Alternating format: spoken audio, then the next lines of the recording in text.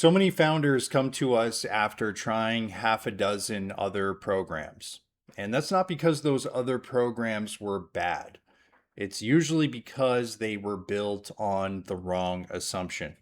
They were built on the assumption that information equals improvement. Coaching, courses, masterminds, they all orbit the same belief that if you just learn one more thing, you'll finally unlock momentum. But learning itself is not leverage. Leverage is time, leverage is execution, and information by itself just doesn't buy you either one. Knowledge feels like progress because it's immediate. You attend the workshop, you take notes, you get inspired, you walk away feeling closer to change. But feeling closer isn't the same as being closer.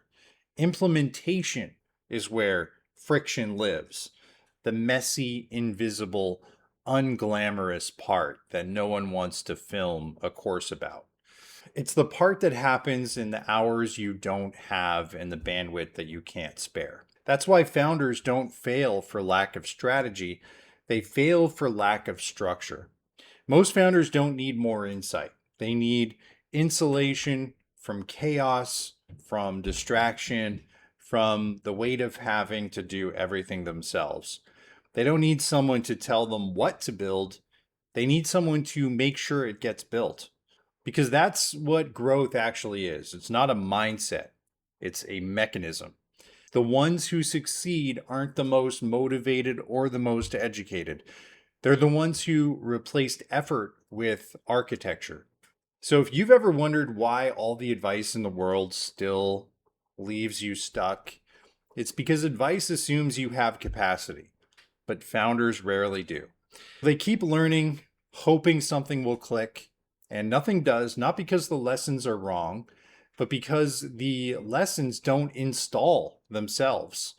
At some point, growth stops being about knowing what to do. It becomes about creating the environment where the right things happen automatically.